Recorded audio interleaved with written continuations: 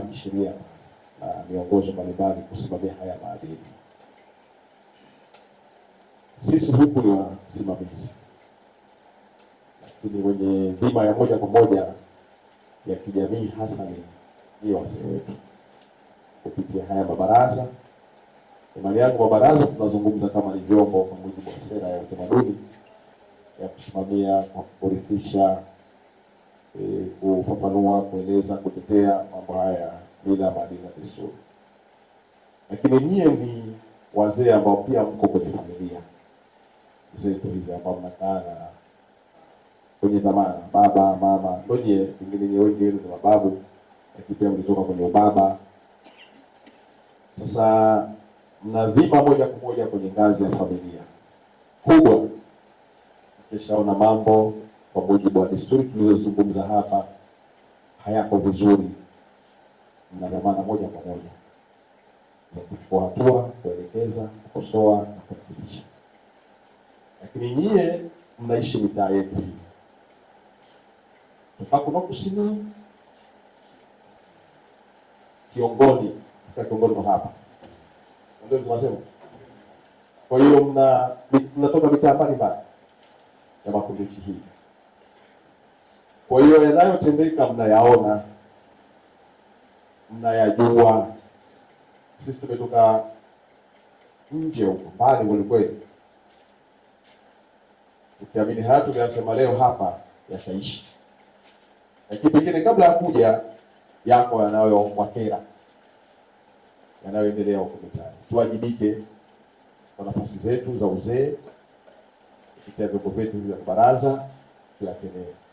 Na amesemwa kuna desturi nyingi sana ambazo huko nyuma zilikuwepo. Ushaliona hili si katika desturi zetu. Mzee, simama kwa nafasi yako ya uzee tu, una heshima bado. Simama. Kijana wewe mwanakelewa wapi? Mwanakuvaa jaji ndio jaje? Atakisikia aibu yule. Hakuna kitu kibaya kama kukosolewa Wewe hatupendi kukosea Popote tu hapo. Mimi mmoja hapa shaka matamani sipendi kukosea. Sasa sikwambia kwa nimevaa au kwa ninakula au kwa ninacheza, halafu anatokea mzee wa umri wetu tulionao hapa miaka 60 kwenda mbele anakukosea. Unakemea. Mwita ya vinosi hivyo. Panoma Kunduchi. Tukifanya hivyo ikawa ndio desturi. Na kwamba mtoto kenda atenda sivyo, basi anajua kwamba ukipita pale Kiongoni, ukipita pale fulani, ukipita pale baraza la wazee, ukipita pale chini ya msikiti, ukipita pale, basi jamii hii itabaki salama. Shida ile kuwepo ni ukimya wetu. Ukimya tunaibadilisha sasa jamii yetu kuona kwamba huu sasa ndio yenyewe ndio Makunduchi au ndio Zanzibar. Ukimya. Na ndio maana idara inaongozwa na mzee wangu Kamishna akasema tutoke shehia hadi shehia, tukaseme, tukatetee. Lengo ni kuridhisha. Na ngwambie kama kuna kipindi tumepata rais muumini, mpenzi wa utamaduni, mila na desturi zake, Mheshimiwa Dr. Mwinyi. Na tunaona angalieni kila Ijumaa anakuwepo wapi akiyasema haya. Lakini haitoshi, tunamuona katika makaribio na maelekezo yake. Lakini hata Dr. Samia Suluhu Hassan aliwahi kusema tutapokuwa hatupo katika misingi ya maadili, tunakuwa kama sisi si wa Tanzania.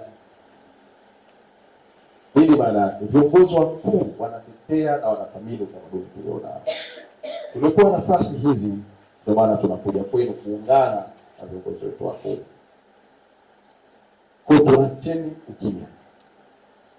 Yako matendo huko, alizungumza mchana hapa mshereheshaji. Watu wanacheza sivyo. Tunatamani kishatokea leo kwenye shehia fulani pamechezwa sivyo, au kuna tukio fulani limetokea silo kwa mujibu wa mila na desturi. Wazee kesho tunakemea vikali. Imefanyika eneo gani? Kwenye kiwanja cha nani? kwenye kama ni shamba la nani, kama uwanja upi, kama eneo la nje tunaita kwenye hizi mitaani huko, kwenye koridoro hizi, kwenye penyu. Nani aloichafua Makunduchi kwa jambo hilo? Mnakemea, mnasema, na namna ya kusema ziko nyingi. Mashehe wapo misikitini, masheha wapo, mzee Msemo kupitia kamati ile ya mwaka koba yupo, na nyie wazee mnajua jinsi gani mnavyo kusanya. Ofisi za serikali zipo, mkoa wilaya yupo, kwa mkoa yupo. Bwana, limetendeka kadhaa. Sisi kwa mila zetu za Makunduchi linaokaa hatunalichaka, halirejei tena. Tutatambua kwamba Makunduchi jambo fulani au mienendo fulani, aidha ya kuvaa, ya kucheza, ya kupiga. Tapeni mfano mzuri sana. Wao wana misimamo yao kaskazini hiyo. Mfano mmoja mkubwa huko kule,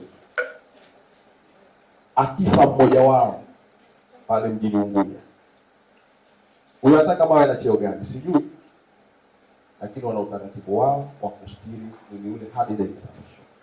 Anguka mnazi mmoja, kwa sasa tunaita Lumumba, Mtibai au vyovyote, hata pale Kwereke akianguka metambua acha, kama huyo Watumbatu tuachie wenyewe.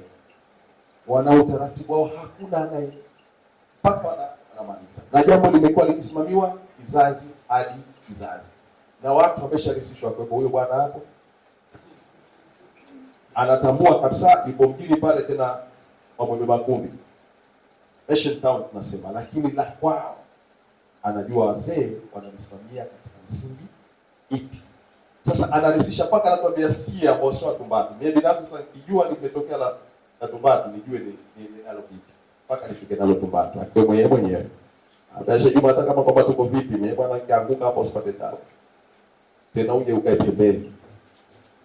Sasa nini maana yake kuzungumza kwamba wazazi ama wazee wetu mkirudi katika misingi, mkikemea, mkitunyoosha, jamii itakaa sana, itakubali. Kwa hiyo wakati mzuri, tumieni muda wenu kukemea mambo ambayo sio sawa. Jamii itajengeka hivyo vizazi kwa vizazi, kwamba mfano Makunduchi linaota na linaota.